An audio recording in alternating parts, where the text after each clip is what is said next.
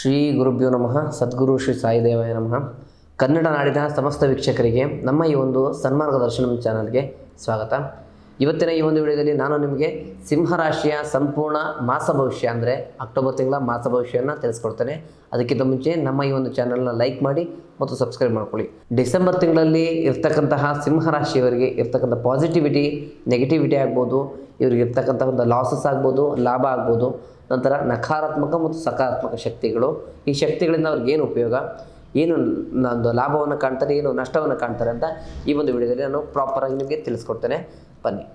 ಮೊದಲನೇದಾಗಿ ಏನಪ್ಪ ಅಂತಂದರೆ, ಸಿಂಹರಾಶಿಯವರ ಮುಖಲಕ್ಷಣ ವ್ಯವಸ್ಥೆ ವಿಚಾರ ಯಾವುದಪ್ಪ ಅಂತಂದರೆ, ಸಿಂಹರಾಶಿಯವರಿಗೆ ಮೂಲವಾಗಿ ಎಲ್ಲ ಕೆಲಸದಲ್ಲೂ ಜಯ ಸಿಗುತ್ತೆ, ವ್ಯವಸ್ಥೆ ಆಗುತ್ತೆ ಅಂತ ಈ ಹಿಂದಿನ ವಿಡಿಯೋದಲ್ಲಿ ನಾವು ತಿಳಿಸ್ಕೊಟ್ಟಿದ್ವಿ. ಆದರೆ ಈ ತಿಂಗಳಲ್ಲಿ ಅವರಿಗೆ ಸ್ವಲ್ಪ ನೆಗೆಟಿವ್ ವಿಚಾರಗಳು ಹೆಚ್ಚಾಗಿ ಬರ್ತಾ ಇದೆ. ಯಾವ ರೀತಿಪ್ಪ ಅಂತಂದರೆ, ವೃತ್ತಿ ಮತ್ತು ವ್ಯವಹಾರದ ವಿಚಾರ ಯಾವ ಥರ ಇದೆ ಅಂತಂದರೆ, ವೃತ್ತಿಯಲ್ಲಿ ಮಾಡ್ತಕ್ಕಂಥ ಕೆಲಸದಲ್ಲಿ ಸ್ವಲ್ಪ ಈ ತಿಂಗಳು ನಷ್ಟವನ್ನು ಕಾಣೋದು ಸಂಭವ ಕಾಣ್ತಾ ಇದೆ. ಯಾವ ಥರ ಅಂತಂದರೆ, ಮಾಡುವಂಥ ಕೆಲಸಗಳು ಕೈ ಹತ್ತೋದಿಲ್ಲ, ಅಂದುಕೊಂಡು ಕೆಲಸ ಆಗಲ್ಲ, ಹಣಕಾಸಿನಲ್ಲಿ ವೃದ್ಧಿ ಆಗಲ್ಲ, ಮಾಡ್ತಕ್ಕಂಥ ಒಂದು ಯಾವುದಾದ್ರು ಒಂದು ಟ್ರೆಂಡರ್ ತೊಗೊಂಡಿದ್ರೆ ಅಥವಾ ಏನೋ ಕೆಲಸ ಮಾಡ್ತಾ ಇದ್ದರೆ ಸ್ವಲ್ಪ ಲಾಭವನ್ನು ಕಾಣದಿರೋದು ತುಂಬ ಆಗುತ್ತೆ. ನಷ್ಟವನ್ನು ಅತಿ ಹೆಚ್ಚಾಗಿ ಕಾಣುವಂಥ ಸಂಭವ ಈ ತಿಂಗಳಲ್ಲಿದೆ. ನೋಡಿಕೊಂಡು ಆದಷ್ಟು ಸಮತೋಲನ ರೀತಿಯಲ್ಲಿ ತಾಳ್ಮೆಯಿಂದ, ವ್ಯಾಘ್ರ ರೂಪವನ್ನು ಬಿಟ್ಟು ತಾಳ್ಮೆಯಿಂದ ನೀವು ವಿಚಾರ ಮಾಡಿ ವೃತ್ತಿಯಲ್ಲಿ ಸ್ವಲ್ಪ ಯಶಸ್ಸನ್ನು ಸಾಧಿಸೋದು ವಿಚಾರ ಸಾಧ್ಯವಾಗುತ್ತೆ.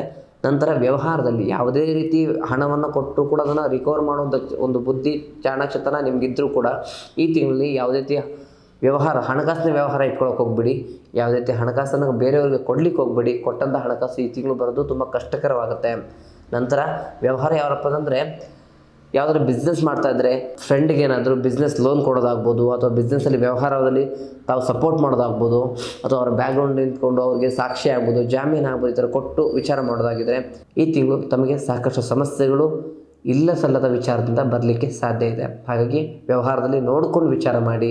ಎಲ್ಲೂ ಕೂಡ ಒಂದು ಬ್ಲೈಂಡಾಗಿ ವ್ಯಕ್ತಿಗಳ ಮೇಲೆ ವಿಶ್ವಾಸದಿಂದ ವ್ಯವಸ್ಥೆ ಮಾಡಲಿಕ್ಕೆ ಹೋಗ್ಬಿಡಿ. ಅದು ತುಂಬ ಆಘಾತಕರ ವ್ಯವಸ್ಥೆಗಳು ನಿಮಗೆ ಆಗಲಿಕ್ಕಿದೆ. ನಂತರ ಆರ್ಥಿಕ ವಿಚಾರದಲ್ಲಿ ನೀವು ಕೊಟ್ಟಂಥ ಇನ್ವೆಸ್ಟ್ಮೆಂಟ್ಗಳು, ನಾನು ಈ ಹಿಂದೆ ಹೇಳೋ ರೀತಿಯಲ್ಲಿ ಒಂದು ಕೊಟ್ಟಂಥ ಹಣಕಾಸಿನಲ್ಲಿ ಇರ್ತಕ್ಕಂಥ ಸಮತೋಲನ ವ್ಯವಸ್ಥೆಗಳಾಗ್ಬೋದು. ನಿಮಗೆ ಈ ತಿಂಗಳಲ್ಲಿ ಏನಾಗುತ್ತಪ್ಪ ಅಂತಂದರೆ, ಆದಾಯದ ಮೂಲ ಹೆಚ್ಚಾಗಿದ್ದರೂ ಕೂಡ ಉಳಿತಾಯ ಇರೋದಿಲ್ಲ, ಖರ್ಚು ಹೆಚ್ಚಾಗುತ್ತೆ. ಎಷ್ಟೇ ವಿಚಾರದಿಂದ ಹಣಕಾಸು ಬಂದರೂ ಕೂಡ, ಎಷ್ಟೇ ಆದಾಯದ ಮೂಲಗಳು ಇಟ್ಕೊಂಡ್ರೂ ಕೂಡ ನಿಮಗೆ ಲಾಸಸ್ ಅನ್ನೋದು, ನಂತರ ಖರ್ಚು ಅನ್ನೋದು ಮಿತವಾಗಿರೋದಿಲ್ಲ. ಈ ತಿಂಗಳು ಸಾಕಷ್ಟು ರೀತಿಯಲ್ಲಿ ಸಮಸ್ಯೆಗಳು ಬರುತ್ತೆ. ಸಾಕಷ್ಟು ರೀತಿ ವೈದ್ಯಕೀಯ ರೀತಿಯಲ್ಲಿ ಸಮಸ್ಯೆ ಬರುತ್ತೆ. ಮನೆಯಲ್ಲಿ ಫೈನಾನ್ಷಿಯಲ್ ಸಮಸ್ಯೆಗಳು ಕೂಡ ಆಗುತ್ತೆ. ವ್ಯವಹಾರದಲ್ಲಿ ಕೂಡ ಸಮಸ್ಯೆ ಬರೋದ್ರಿಂದ ಎಷ್ಟೇ ನೀವು ಹಣಕಾಸು ಈ ತಿಂಗಳು ದುಡಿದ್ರೂ ಕೂಡ ಅದೆಲ್ಲ ನಷ್ಟವಾಗಿ ಹೋಗುತ್ತೆ ಹೊರತು ಲಾಭವಾಗಿ ನೀವು ಇಟ್ಕೊಳ್ಳೋದು, ಅಥವಾ ಈ ತಿಂಗಳು ಸ್ವಲ್ಪ ಒಂದು ವ್ಯವಸ್ಥೆ ಆಯ್ತಪ್ಪ, ಸಮಾಧಾನಕರ ವಿಚಾರ ಆಯಿತು ಅಂತ ನೀವು ಇಟ್ಕೊಳ್ಳಿಕ್ಕೆ ಸಾಧ್ಯ ಆಗೋದಿಲ್ಲ. ಹಾಗಾಗಿ ಆರ್ಥಿಕ ವಿಚಾರದಲ್ಲಿ ಸ್ವಲ್ಪ ಎಚ್ಚರಿಕೆಯಿಂದ ಇರೋದು ತುಂಬ ಒಳ್ಳೆಯದಾಗುತ್ತೆ. ಪ್ರೀತಿ ಮತ್ತು ಕುಟುಂಬದ ವಿಚಾರದಲ್ಲಿ ಸಣ್ಣ ಪುಟ್ಟ ವ್ಯವಹಾರದ ವಿಚಾರದಿಂದ ಹಿಡಿದು ನಿಮ್ಮ ಬಿಸ್ನೆಸ್ಸಲ್ಲಿ ಅಂಥ ಒಂದು ಏಳಿಗೆ ಇರೋದಿಲ್ಲ. ಆ ಒಂದು ವಿಚಾರದಿಂದ ಮನೆಯಲ್ಲಿ ಸ್ವಲ್ಪ ಕಿರಿಕಿರಿಗಳು, ಜಗಳ, ಮನಸ್ತಾಪಗಳಿಗೆ ಒಂದು ಕಾರಣ ಆಗುತ್ತೆ. ಹಾಗಾಗಿ ಮನೆಯ ಕೆಲಸವನ್ನು ಕುಟುಂಬದ ವಿಚಾರವನ್ನು ಆಫೀಸ್ ಕೆಲಸದ ಜೊತೆಗೆ ಯಾವುದನ್ನು ಕೂಡ ಮಿಕ್ಸಪ್ ಮಾಡಬೇಡಿ. ಅಲ್ಲಿನ ವಿಚಾರ ಅಲ್ಲೇ ಬಿಟ್ಟು ನೀವು ಮನೆಗೆ ಬಂದು ನಿಮ್ಮ ಒಂದು ವ್ಯವಸ್ಥೆ, ನಂತರ ಪ್ರೀತಿ, ಪ್ರೇಮ, ವಿಶ್ವಾಸನ ಮನೆಯಿಂದ ಯಾವುದು ಕ್ಲಾಶಸ್ ಆಗೋದಿಲ್ಲ. ಮತ್ತು ಈ ತಿಂಗಳು ಸ್ವಲ್ಪ ಕೋಪವನ್ನು ನೀವು ಕಡಿಮೆ ಮಾಡ್ಕೊಳ್ಳೋದು ತುಂಬ ಮುಖ್ಯ ಆಗುತ್ತೆ. ಯಾಕಂದರೆ ನಿಮಗೆ ಸಿಂಹರಾಶಿಗೆ ಮುಖ್ಯ ಅಂದರೆ ಕೋಪ, ತಾಳ್ಮೆ ಅಂತಕ್ಕಂಥ ವಿಚಾರ ನಿಮ್ಮಲ್ಲಿ ಇರೋದಿಲ್ಲ. ಹಾಗಾಗಿ ಏನು ಮಾಡ್ತೀರಾ ಅಂತಂದರೆ, ಆದಷ್ಟು ತಾಳ್ಮೆಯನ್ನು ಈ ತಿಂಗಳು ನೀವು ತೊಗೋಬೇಕಾಗುತ್ತೆ. ಯಾಕಂದರೆ ತಾಳ್ಮೆ ಕೆಟ್ಟಿದ್ದೇ ಆದರೆ ನಿಮ್ಮ ಜೀವನದಲ್ಲಿ ಆಗ್ತಕ್ಕಂಥ ದೊಡ್ಡ ಮಟ್ಟಿನ ಲಾಸನ್ನು ನೀವು ಕಾಣ್ತೀರಾ. ಅದು ವಿಶ್ವಾಸ ವ್ಯಕ್ತಿಗಳಾಗ್ಬೋದು, ಪ್ರೀತಿಯಿಂದ ಇದ್ದಂಥ ವ್ಯಕ್ತಿಗಳಾಗ್ಬೋದು, ಹಣಕಾಸಿನ ವಿಚಾರ ಆಗ್ಬೋದು, ವ್ಯವಹಾರ ಆಗ್ಬೋದು, ಇದೆಲ್ಲ ನಾಶವಾಗುತ್ತೆ ಅಂತ ಹೇಳಿ ಬಯಸ್ತೇನೆ. ನಂತರ ಆರೋಗ್ಯದ ವಿಚಾರ ಬಂತು ಅಂತಂದರೆ, ಆರೋಗ್ಯದ ವಿಚಾರದಲ್ಲಿ ನಿಮ್ಮ ಸಣ್ಣ ಪುಟ್ಟ ತಪ್ಪುಗಳಿಂದ ಮನೆಯಲ್ಲಿ ಇರ್ತಕ್ಕಂಥ ವ್ಯಕ್ತಿಗಳಿಗೆ ಅನಾರೋಗ್ಯ ಆಗುವಂಥ ಸಂಭವ ಇದೆ. ಮತ್ತು ನಿಮಗೂ ಕೂಡ ನೀವು ಆರೋಗ್ಯದಲ್ಲಿ ಹಾನಿ ಮಾಡ್ಕೊಳ್ಳೋ ಸಂಭವ ಈ ತಿಂಗಳಿದೆ.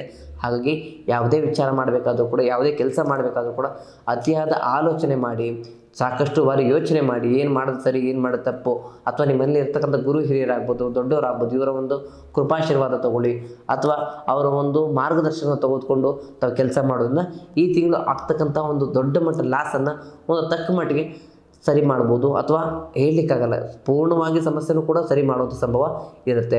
ಹಾಗಾಗಿ ಈ ಒಂದು ವಿಚಾರವನ್ನು ನಾವು ಗಮನದಲ್ಲಿಟ್ಕೊಳ್ಳೋದು ಒಳ್ಳೆಯದಾಗುತ್ತೆ.